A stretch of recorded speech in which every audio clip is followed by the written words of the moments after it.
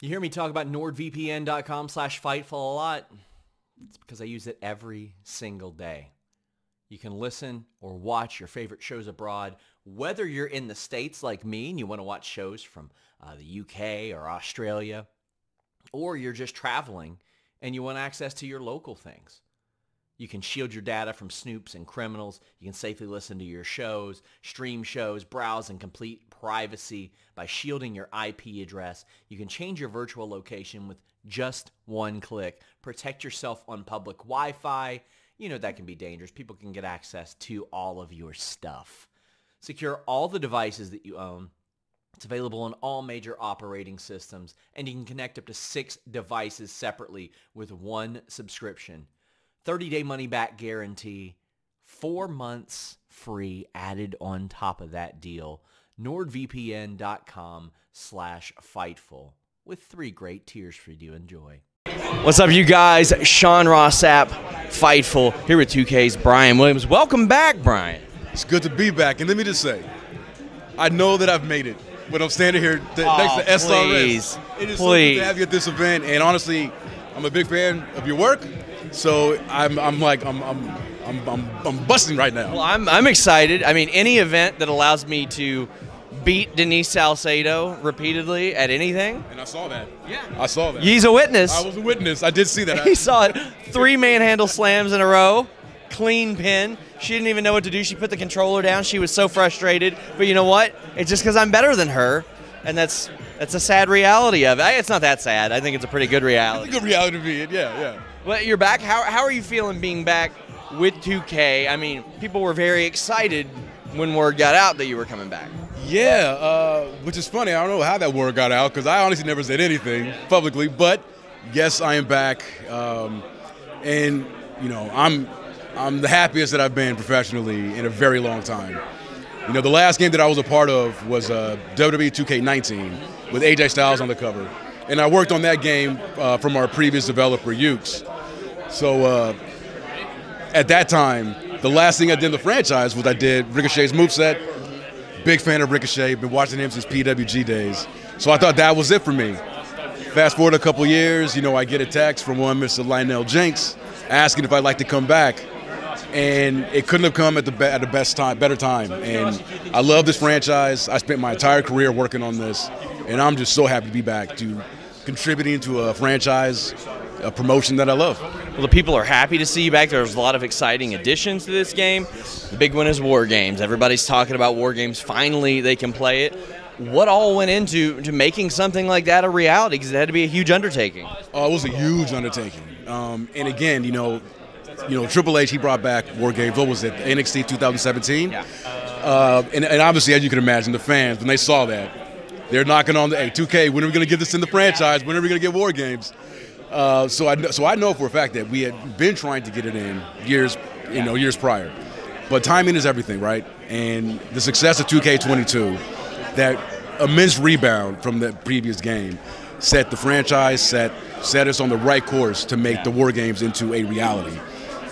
The engine and all the work that went into 2K22, those improvements and refinements gave us, and I'm not the biggest tech guy, but it gave us enough of a solid technical foundation to build a match type of this magnitude.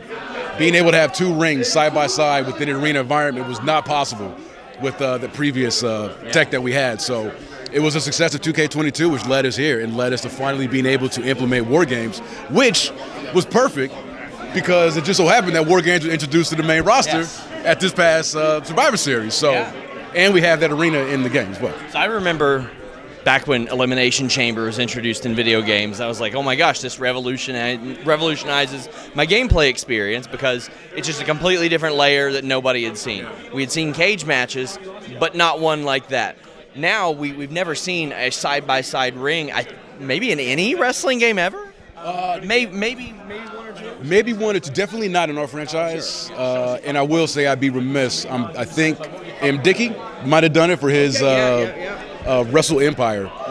But for us, this is our first time. And, you know, we spared no expense. And, you know, bringing this match type into reality, into giving players the ability to cause all the mayhem and destruction that they have seen in real life, they will be able to replicate within the game. So I'm super proud. I know the team is super proud. They should be. They worked their butts off. And yeah, it's a beautiful thing to behold. What's the clearance process like with WWE when you all want to push forward with either a new feature, maybe somebody that you want to bring into the game? Like, what's that process like for you guys? Well, typically, I'm a creative type on the team, so I don't do that much interaction with the WWE office. But I know for, in past situations, my time at THQ, obviously they're very hands-on with the roster. We'll provide them a list, and it's their game, right? So they're going to say yay or nay. When it comes to features, though, we've been partners with them for a long time. They trust us, and so when it comes to anything, like for War Games, for example, is there a match type? They promote it within their own program. So when it comes to things of that nature, they're like, hey, we trust you guys. We've done War Games. Like, good luck. It's going to be a hard one. Can you get 2 rings in an environment? Yeah, good luck. If you do it, make sure you do it right. That type of thing. And we've seen WWE games be bridge the gap between some wrestlers who didn't have great relationships with WWE and making those relationships good with WWE again. Yeah, that is true. That is very true. As soon as you said that, the first thing that left into my mind was Ultimate Warrior. Yeah. I did some work on 2K14, a game that is still great. I still play that game to this day. I love 2K14. Shout out to the streak. But yeah, that was the year where we fought to get Ultimate Warrior. We covered the 30 years of WrestleMania that year. And it was one of those things where, I remember on our side, we're like, hey, it doesn't hurt to ask to see if we can get, to get Warrior. And we did, and yeah, they worked it out. And not only did we get him in the game, but he got inducted that year, So a lot of cool stories happen like that because of the game. And, it's just one of those cool things to be a part of, And I got to meet Warrior that year during promotion of it, actually, yeah. So there are a lot of features that we've seen. I got a question from my buddy Robert DeFelice, who I know that you know. I do. He said, selfish question, will I ever be able to run from one ladder and jump onto another again? And to which I say, why not do it at home? Well, there is that. Yeah. But no injuries and all that kind of thing. Why not do it at home, Robert? But safer do it virtually, Robert. Yeah, got to protect those ankles. Well, first of all, who says you can't do it this year? I'm not saying you can or you can't. I'm teasing. All right. I played it earlier. It plays very smooth. It looks beautiful. Looks great. Yeah, I was impressed with the skills, man. I know we're not supposed to talk about ratings, but I'm in there as a 99 overall. Like, they put me in the game as a 99 overall, and I said, guys, what's the deal? I should be probably 100. I should be the first 100. You should be. Look at you dropping your own scoops. I know. Like, I just broke all the rules, told everybody this, but what was the thing when you came back and you started to work on this that excited you the most? What maybe did you see or did you hear that you went, okay, this is it? Well, outside of just being back on the team and working with people that I have a history with, like that right there got me excited. But then seeing War Games for the first time, because I rejoined the team last year in May, and to see that they already had a playable War Games match already got me super excited. It was like, okay, yeah, this team is something special. The fact that we're here already in production. Let us. We had such a huge head start thanks to the engineers and the designers that got War Games up and ready. But besides that, we have a universe mode in the game, and I can't say a whole lot about it. I was told. Okay. But all you universe fans, there is an addition this year that is going to be a game changer for that mode. This is not me being hyperbolic. Mm-hmm. I was talking to my boss about it before this event started.